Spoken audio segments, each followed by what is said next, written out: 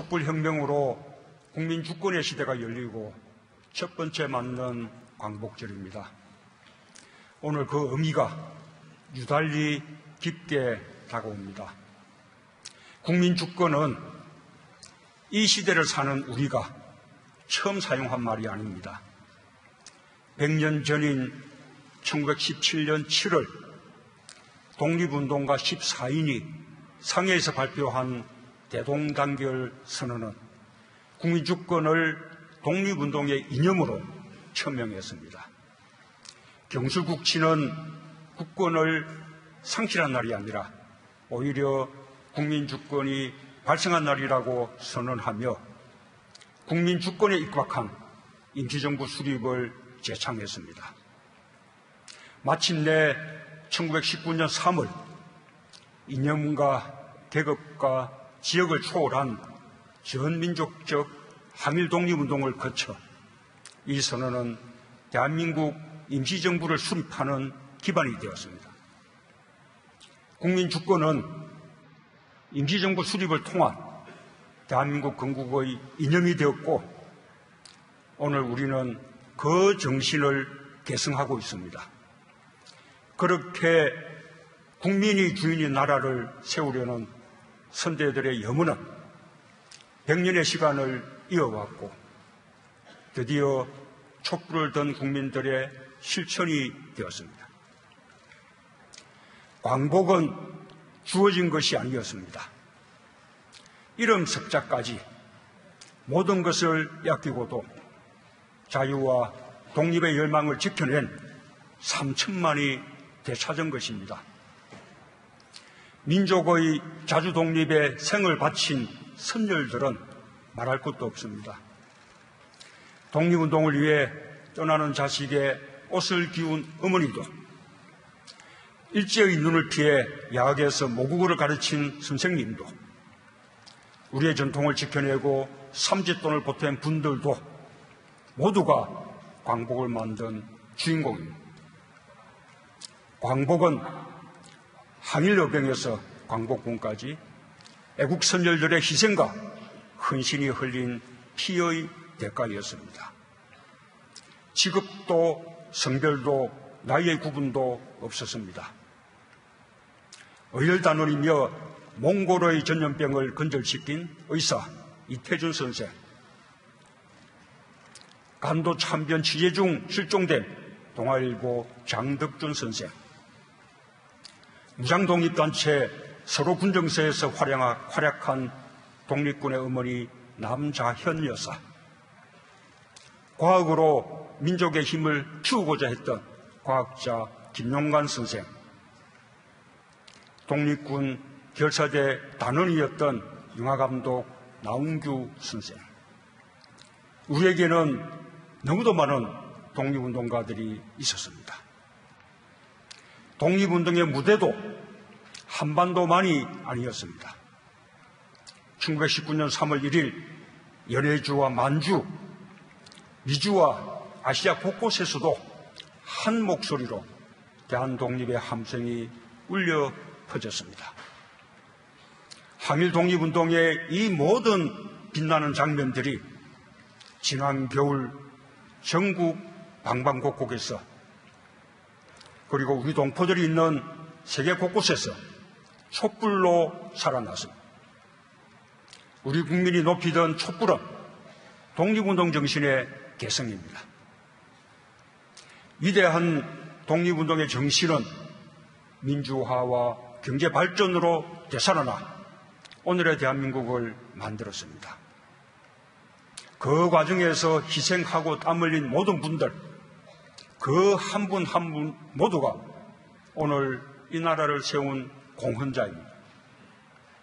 오늘 저는 독립유공자와 유가족 여러분, 그리고 저마다의 항일로 암흑의 시대를 이겨낸 모든 분들께 또 촛불로 새 시대를 열어주신 국민들께 다시금 깊은 존경과 감사의 말씀을 드립니다.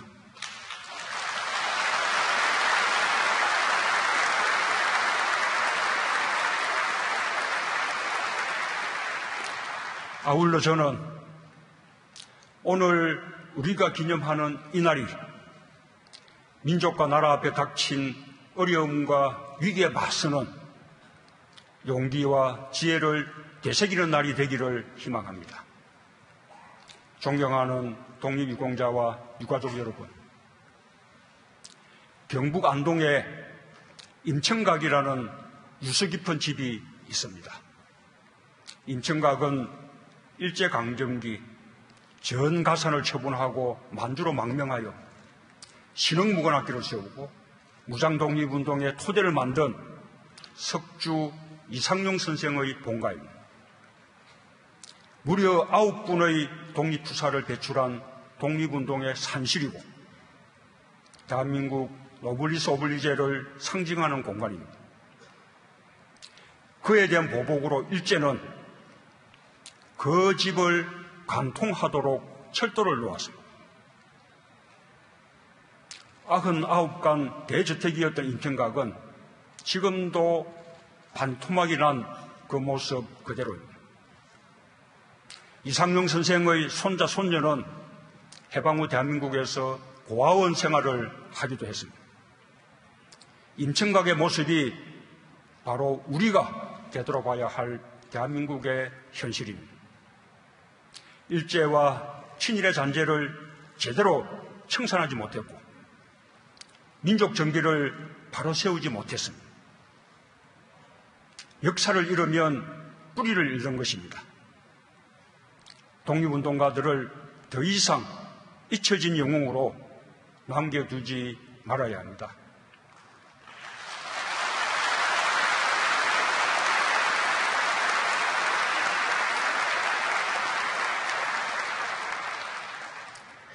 명예뿐인 보훈에 머물지도 말아야 합니다.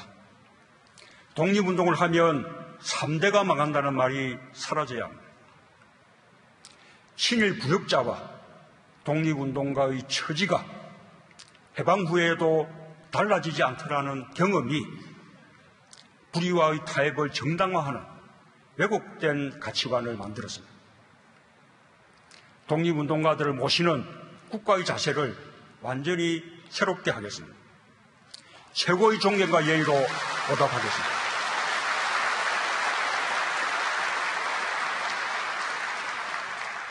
독립운동가의 3대까지 예우하고 자녀와 손자녀 전원의 생활 안정을 지원해서 국가에 헌신하며 3대까지 대접받는다는 인식을 심겠습니다.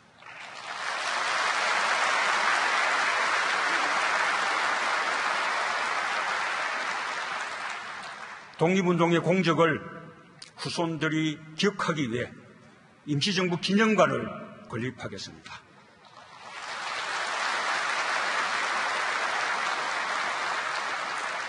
임청각처럼 독립운동을 기억할 수 있는 유적지는 모두 찾아내겠습니다. 잊혀진 독립운동가를 끝까지 발굴하고 해외의 독립운동 유적지를 보존하겠습니다.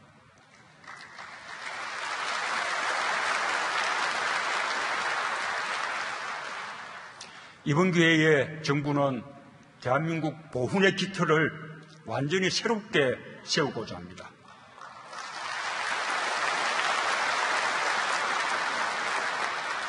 대한민국은 나라의 이름을 지키고 나라를 되찾고 나라의 부름에 기꺼이 응답한 분들의 희생과 헌신 위에 서 있습니다. 그 희생과 헌신에 제대로 보답하는 나라를 만들겠습니다.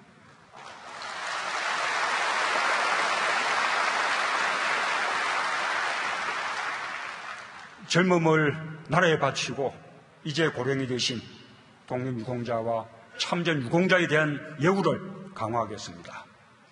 살아계시는 동안 독립유공자와 참전유공자의 치료를 국가가 책임지겠습니다.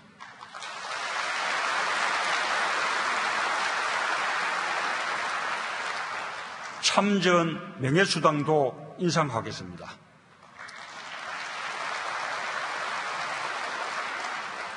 유공자 어르신 마지막 한 분까지 대한민국의 품이 따뜻하고 영광스러웠다고 느끼시게 하겠습니다.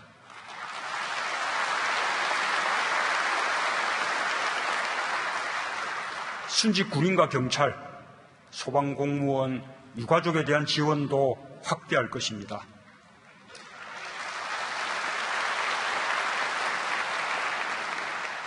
그것이 우리 모두의 자긍심이 될 것이라 믿습니다. 보훈으로 대한민국의 정체성을 분명히 확립하겠습니다. 애국의 출발점이 보훈이 되도록 하겠습니다.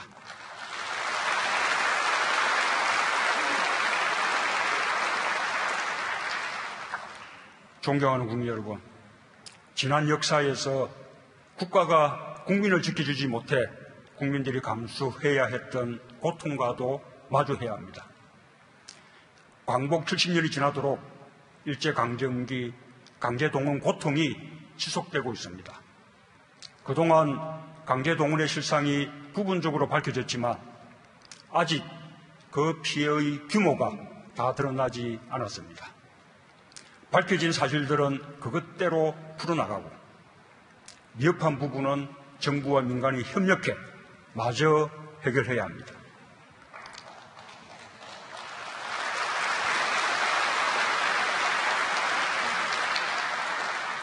앞으로 남북 관계가 풀리면 남북이 공동으로 강제동원 피해 실태 조사를 하는 것도 검토할 것입니다. 해방 후에도 돌아오지 못한 동포들이 많습니다. 제1동포의 경우 국적을 불문하고 인도주의적 차원에서 고향 방문을 정상화할 것입니다.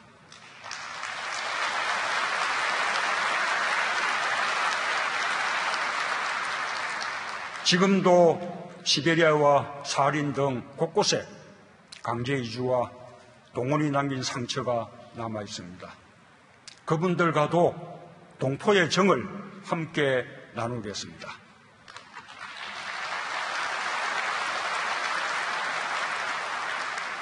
존경하는 국민 여러분, 독립유공자와 유가족 여러분, 해외 동포 여러분, 오늘 광복절을 맞아 한반도를 둘러싸고 계속되는 군사적 긴장의 고조가 우리의 마음을 무겁게 합니다. 분단은 냉전의 텀버가운이 속에서 우리 힘으로 우리 운명을 결정할 수 없었던 식민지 시대가 남긴 불행한 유산입니다. 그러나 이제 우리는 스스로 우리 운명을 결정할 수 있을 만큼 국력이 커졌습니다. 한반도의 평화도 분단 극복도 우리가 우리 힘으로 만들어가야 합니다.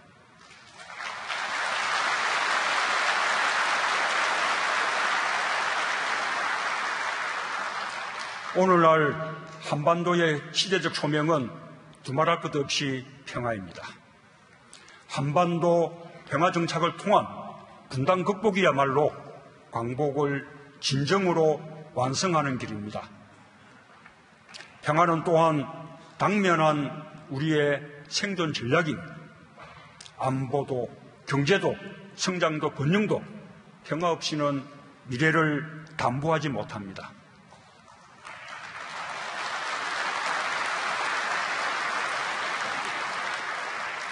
평화는 우리만의 문제가 아닙니다. 한반도에 평화가 없으면 동북아에 평화가 없고 동북아에 평화가 없으면 세계의 평화가 깨집니다. 지금 세계는 두려움 속에서 그 분명한 진실을 목도하고 있습니다. 이제 우리가 가야 할 길은 명확합니다. 전 세계와 함께 한반도와 동북아의 항구적 평화체제 구축의 대장정을 시작하는 것입니다.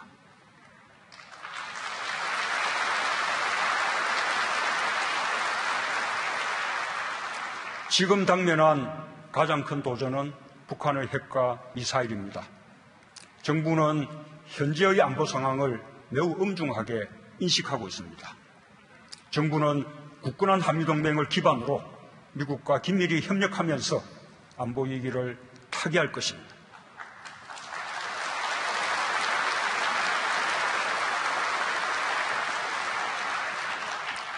그러나 우리 안보를 동맹국에게만 의존할 수는 없습니다.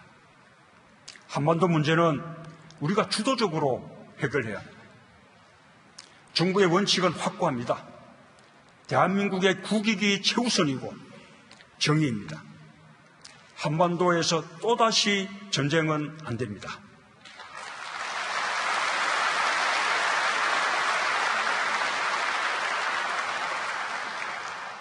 한반도에서의 군사 행동은 대한민국만이 결정할 수 있고 누구도 대한민국의 동의 없이 군사 행동을 결정할 수 없습니다.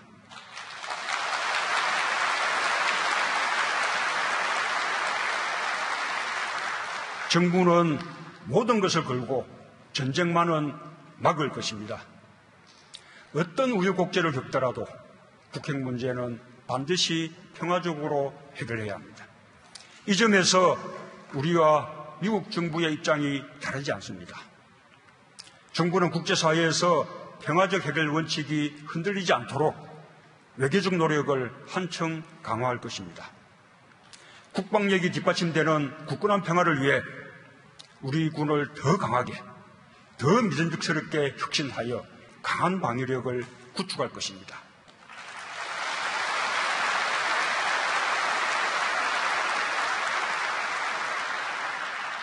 한편으로 남북 간 군사적 긴장이 상황을 더 악화시키지 않도록 군사적 대화의 문도 열어놓을 것입니다. 북한에 대한 제재와 대화는 선의의 문제가 아닙니다. 북핵 문제의 역사는 제재와 대화가 함께 갈 때 문제 해결의 단초가 열렸음을 보여주었습니다. 북한이 미사일 발사 시험을 유예하거나 핵실험 중단을 천명했던 시기는 예외 없이 남북관계가 좋은 시기였다는 것을 기억해야 합니다. 그럴 때 북미, 북일 간 대화도 촉진되었고 동북 간 다자외교도 활발했습니다. 제가 기회가 있을 때마다 한반도 문제의 주인은 우리라고 한 이유도 바로 여기에 있습니다. 북핵 문제 해결은 핵 동결로부터 시작되어야 합니다. 적어도 북한이 추가적인 핵과 미사일 도발을 중단해야 대화의 여건이 갖춰질 수 있습니다. 북한에 대한 강도 높은 제재와 압박의 목적도 북한을 대화로 이끌어내기 위한 것이지 군사적 긴장을 높이기 위한 것이 아닙니다. 이 점에서도 우리와 미국의 입장이 다르지 않습니다. 북한 당국에 촉구합니다. 국제적인 협력과 상생 없이 경제 발전을 이루는 것은 불가능합니다. 이대로 간다면 북한에게는 국제적 고립과 어두운 미래가 있을 뿐입니다. 수많은 주민들의 생존과 한반도 전체를 어려움에 빠뜨리게 됩니다. 우리 역시 원하지 않더라도 북한에 대한 제재와 압박을 더욱 높여나가지 않을 수 없습니다. 적각 도발을 중단하고 대화의 장으로 나와 핵 없이도 북한의 안보를 걱정하지 않을 수 있는 상황을 만들어야 합니다.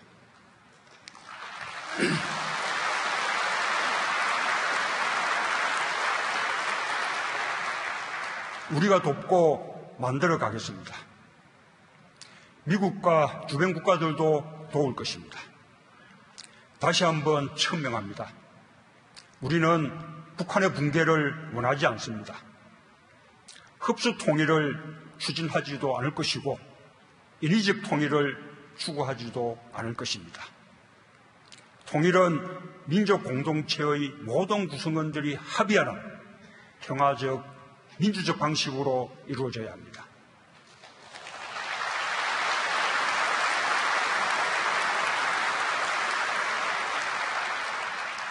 북한이 기존의 남북 합의의 상호 이행을 약속한다면 우리는 정부가 바뀌어도 대북 정책이 달라지지 않도록 국회의 의결을 거쳐 그 합의를 제도화할 것입니다. 저는 오래전부터 한반도 신경제지도 구상을 밝힌 바 있습니다. 남북 간의 경제협력과 동북아 경제협력은 남북 공동의 번영을 가져오고 군사적 대립을 완화시킬 것입니다. 경제협력의 과정에서 북한은 핵무기를 갖지 않아도 자신들의 안보가 보장된다는 사실을 자연스럽게 깨닫게 될 것입니다. 10월 1일부터 시작할 것을 다시 한번 북한에 제안합니다. 이산가족 문제와 같은 인도적 협력을 하루빨리 재개해야 합니다. 이분들의 한을 풀어드릴 시간이 얼마 남지 않았습니다. 이산가족 상봉과 고향 방문, 성묘에 대한 조속한 호응을 촉구합니다.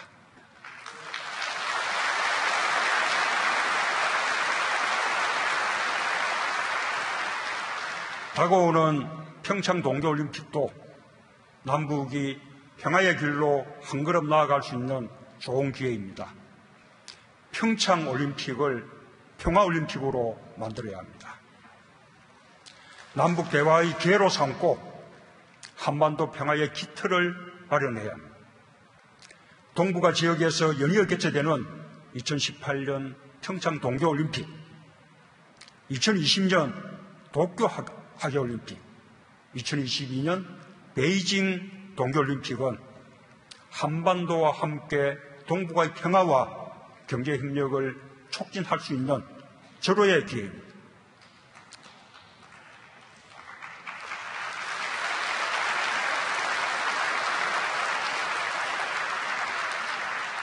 저는 동북아의 모든 지도자들에게 이 기회를 살려나가기 위해 머리를 맞댈 것을 제안합니다. 특히 한국과 중국, 일본은 영내 안보와 경제협력을 제도화하면서 공동의 책임을 나누는 노력을 함께 나가야 할 것입니다. 국민 여러분께서도 뜻을 모아주실 것을 부탁드립니다.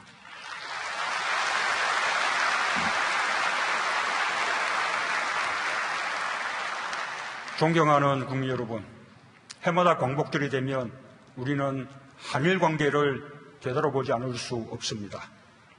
한일 관계도 이제 양자 관계를 넘어 동북아의 평화와 번영을 위해 함께 협력하는 관계로 발전해 나가야 할 것입니다. 과거사와 역사 문제가 한일 관계의 미래지향적인 발전을 지속적으로 발목 잡는 것은 바람직하지 않습니다.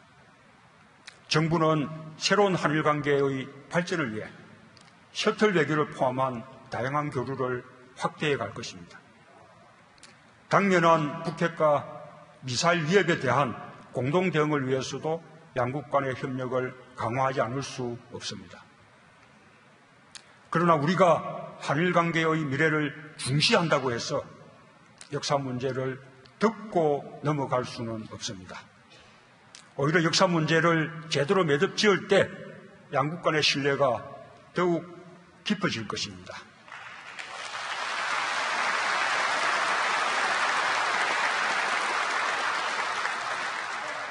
그동안 일본의 많은 정치인과 지식인들이 양국 간의 과거와 일본의 책임을 직시하려는 노력을 해왔습니다.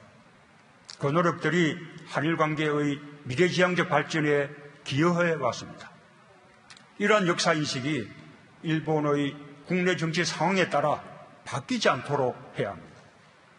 한일 관계의 걸림돌은 과거사 그 자체가 아니라 역사 문제를 대하는 일본 정부의 인식의 부침에 있기 때문입니다. 일본군 위안부와 강제징용 등 한일 간의 역사 문제 해결에는 인류의 보편적 가치와 국민적 합의에 의한 피해자의 명예회복과 보상, 진실규명과 재발방지 약속이라는 국제사회의 원칙이 있습니다. 우리 정부는 이 원칙을 반드시 지킬 것입니다.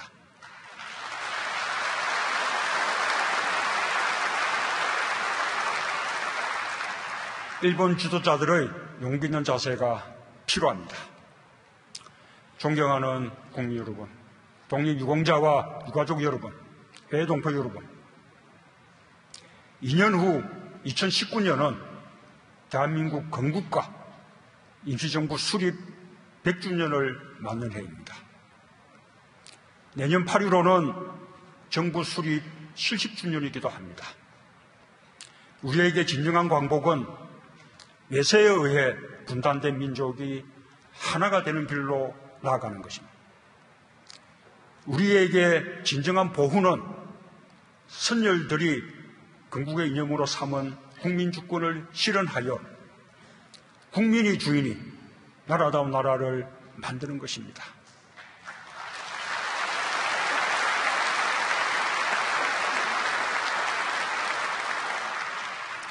지금부터 준비합시다.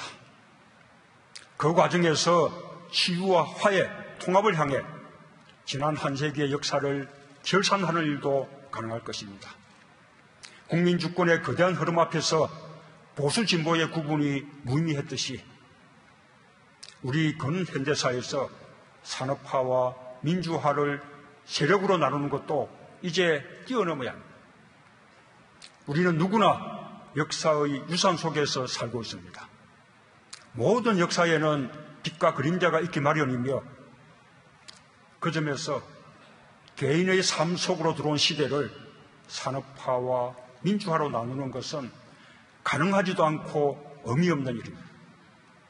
대한민국 19대 대통령 문재인 역시 김대중 노무현만이 아니라 이승만, 박정희로 이어지는 대한민국 모든 대통령의 역사 속에 있습니다. 저는 우리 사회의 치유와 화해, 통합을 바라는 마음으로 지난 현충일 추념사에서 애국의 가치를 말씀드린 바 있습니다. 이제 지난 100년의 역사를 결산하고 새로운 100년을 위해 공동체의 가치를 다시 정립하는 일을 시작해야 합니다.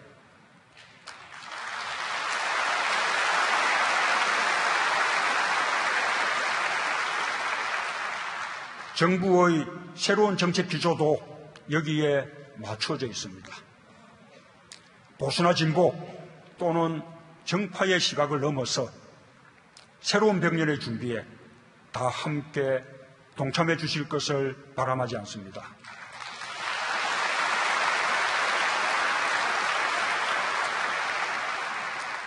존경하는 국민 여러분, 오늘 우리 다 함께 선언합시다. 우리 앞에 수많은 도전이 밀려오고 있지만 새로운 변화에 적응하고 헤쳐나가는 일은 우리 대한민국 국민이 세계에서 최고라고 당당히 외칩시다.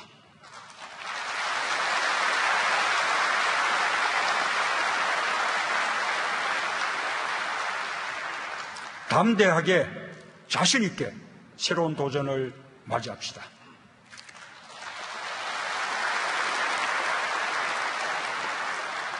언제나 그랬듯이 대한민국의 이름으로 하나가 되어 이겨나갑시다.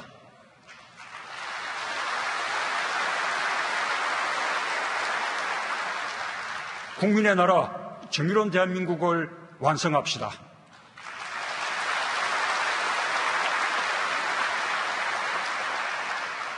다시 한번 우리의 저력을 확인합시다.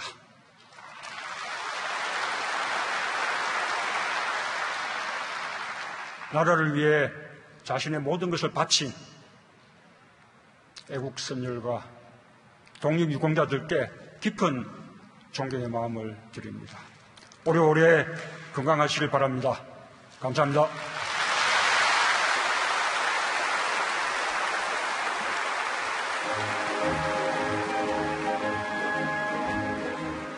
네, 72주년 광복절을 맞이해서 문재인 대통령이 광복절 경축사를 했습니다. 여러분들께서는 생방송으로 광복절 경축사, 대통령 경축사 내용 들으셨습니다. 저희는 광고 후에 다시 찾아오겠습니다. 잠깐만요.